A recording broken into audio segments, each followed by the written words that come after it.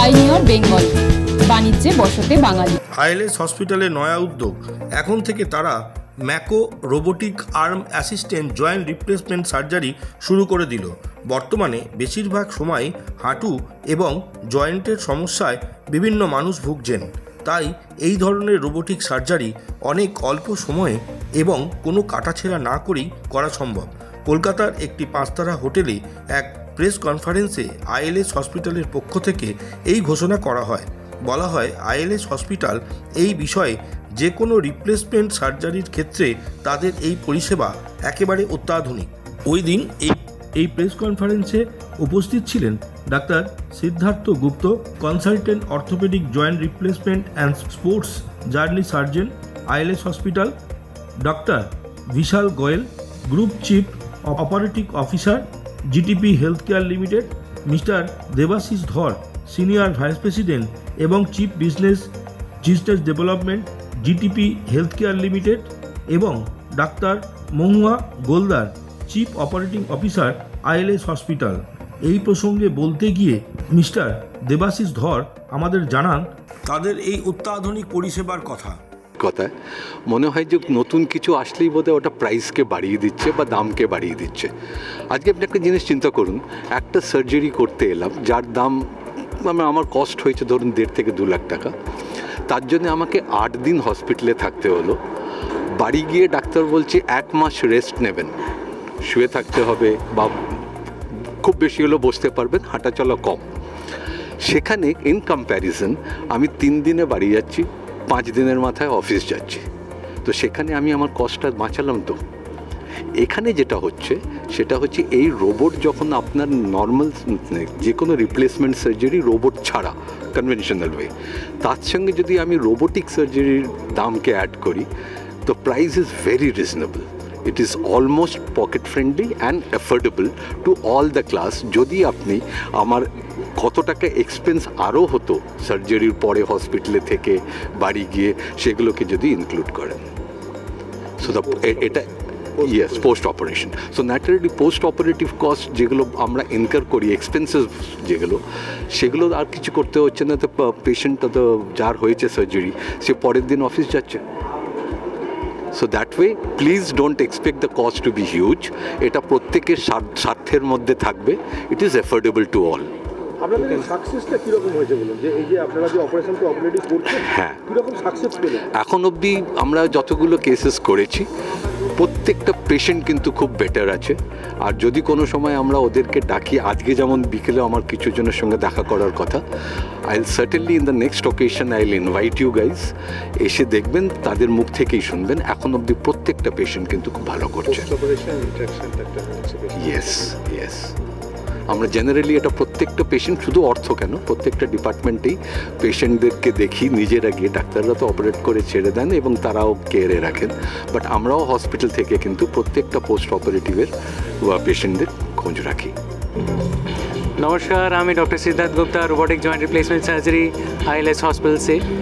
So আজকে আমাদের ছিল রোবোটিক নি রিপ্লেসমেন্ট সার্জারি। একটু সিম্পল ল্যাঙ্গুয়েজে বলবো, আমাদের যেরকম ডেভেলপমেন্ট হয়েছে ম্যাপে, হ্যাঁ না, অর্থোপেডিকে যেরকমই ডেভেলপমেন্ট হয়েছে, it's similar like we have navigated all through it.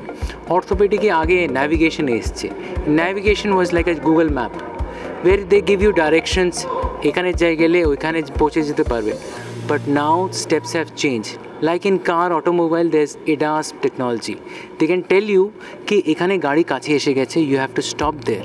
They can adaptively cruise control with the speed of আগে যে চলছে. That's ADAS technology is actually the Mako system. Mako systems actually not only give you direction like a Google map, but আমাদের এটাও বলে কি কত হেপটিক্স আছে। এই সফট টিস্যুতে গেলেই আপনাকে রোবট বন্ধ করে যাবে। This ADAS or AI technology is actually different in Mako as compared to other robotic surgeries.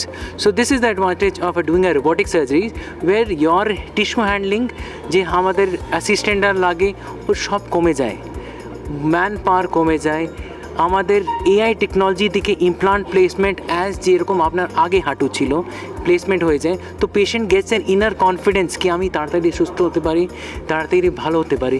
There is a decrease in blood loss, decrease infection rate, so patient recoveries and shorter hospital stays make them more happier and more না early rehab हो जाए उधर, and they get back to your life and enjoy their life much more. So this is actually the technology of Mako Robotics, which we have bought first time in East India and West Bengal. Rate of success story. Success story in our hospital, we have everyone operated and everyone is doing very well. And I cannot say about other people, I can say about MAS and ILS Hospital. With Mako, we have given every result as much as possible. And everyone is doing good. সবাই পা ভাঁজ করে বসতে শুরু করে দিয়েছে even before the suture removal, and they are doing really well with Mako surgeries. अच्छा, ये जो जॉइंट रिप्लेसमेंट सर्जरी हम रोबोट से करना शुरू किया है यहाँ पर, ये बहुत ही अलग टेक्नोलॉजी है। ये यूएस का रोबोट है मेको, और इसका रिज़ल्ट बहुत ही आउटस्टैंडिंग है। इसमें 3 चीज़ें ध्यान रखने की है रोबोटिक सर्जरी में नॉर्मल जॉइंट रिप्लेसमेंट सर्जरी से। इसको एक्यूरेसी काफ़ी ज़्यादा रहता है और जल्दी पेशेंट ठीक होकर घर जाता है जल्दी, और जैसे उन्होंने बताया पूरा जॉइंट पूरा तरह से मुड़ सकता है, सीढ़ी पे चल सकता है, दूसरे तीसरे रोज ही चला देता है, और 1 महीने में तो पेशेंट कहीं पर भी अकेले से जा सकता है। तो it is very accurate, very precise, and long term results are very very good.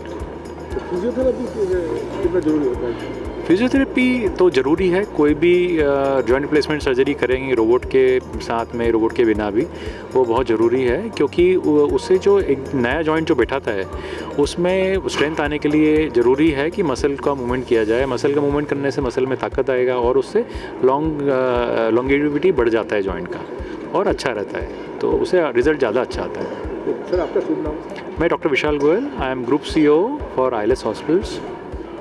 জরুরি এই কারণে আমি যে এক্ষুনি আরেকজনকেও যেটা বললাম যে এই মুহূর্তে আমাদের যেটা চিকিৎসকদের যেটাকে আমরা ক্লিনিক্যাল স্কিল বলি, তার সঙ্গে কিন্তু আমাদের টেকনোলজির যে উন্নতি, যে অ্যাডভান্সমেন্টটা হয়েছে, সেটাকে দুটোকে কিন্তু মিলিয়ে আমাদের চলতে হবে। এমন যেমন AI, আর্টিফিশিয়াল ইন্টেলিজেন্স, তো এই দুটো জিনিসকে আমরা যদি না মেলাই তাহলে এই মানে যুগের সঙ্গে তাল মিলিয়ে রাখার তো একটা ব্যাপার আছে, এবং সেটা কিভাবে আমরা আমাদের যারা পেশেন্ট তাদেরকে কিভাবে উপকৃত করে। প্রধান একটা হচ্ছে তাদের হসপিটালে থাকা যেটুকু সময় থাকে, অ্যাডমিটেড টাইমটা আমরা কমাতে পারি, তার যে পোস্ট অপারেটিভ রিকভারি পিরিয়ডটা কমে, তার যে পোস্ট অপারেটিভ পেনটাও কমে, এবং সে কিন্তু আরেকটু তাড়াতাড়ি সুস্থ হয়ে বাড়ি গিয়ে এবং আরেকটু তাড়াতাড়ি রিকভার করে। এবং আমরা কি হয়, যখনই আমরা কোনো সার্জারি করছি, ইনসিশনের লেন্থটা খুব ম্যাটার করে। আমরা যখনই ইনসিশন বড় করছি তখনই কিন্তু ইনফেকশন রেট বাড়ে। যখনই আমরা যত ছোটো ইনসিশন করি, যেমন ল্যাপ্রোস্কোপিক সার্জারি, কেন এলো ল্যাপ্রোস্কোপিক সার্জারি? তার কারণ কি, যত কম আমরা ইনভেশন করছি তত কম কিন্তু ইনফেকশন রেট হয় পেশেন্টের পোস্ট অপারেটিভ। যতই হোক আমরা তো একটা কাটাছেঁড়া করছি। তো মূলত আমাদের উদ্দেশ্য, আমাদের রেসপেক্টেড আমাদের যিনি ফাউন্ডার ডিরেক্টর ডক্টর ওম তাঁতিয়া আছেন, উনি সবসময়ই চান যে আমরা যেটা নতুন প্রযুক্তি এসেছে হেলথ কেয়ারে, সেটার সাহায্য নিয়ে কিভাবে আমরা পেশেন্টকে উপকৃত করতে পারি, সেটাই আমাদের অবজেক্টিভ। ম্যাডাম, এটা তো গেল আপনার মেডিসিনাল ব্যাপার, কিন্তু টেকনিক্যাল ব্যাপার ছাড়া যেটা আপনার ফিনান্সিয়াল একটা, আমরা জানি আপনাদের হসপিটালে অনেক মধ্যবিত্ত একদম পারে। কি আমরা তো জনস্বাস্থ্য কার্ড যেটা আছে সেটা তো পাচ্ছি না, WBHS যেটা পাচ্ছি। WBHS-এ আছে, আর স্বাস্থ্যসাথীর তো ওরা কোল্ড কেস এমনিতেই বারণ করেই দিয়েছে, যেটা উনি বললেন। মানে আমরা এমার্জেন্সি ছাড়া তো স্বাস্থ্যসাথী প্রাইভেট হাসপাতালে করতে পারি না। মধ্যবিত্তের মধ্যে, নাগালের মধ্যে আনবার। দেখুন, এখন যত দিন যাচ্ছে মানে ইন্স্যুরেন্স কভারেজ তো বাড়ছেই, আর আমাদের কিন্তু মানে ইন্স্যুরেন্স কভারেজ হয় রোবোটিক সার্জারিতে, এমন নয় এটা হয় না। যখন পলিসিটা কেউ করাচ্ছে না, জাস্ট একটু দেখে নিতে হয় টার্মস অ্যান্ড কন্ডিশনস। কারণ আমরা যেহেতু শুরু করেছি 2-3 মাস হলো, আমাদের কয়েকটা সার্জারি কিন্তু TPA-তে কভার হয়েছে, আমরা ইন্স্যুরেন্সের কভারেজ পেয়েছি। আমি doctor Mahua Goldar, chief operating officer, ILS hospital, Howrah.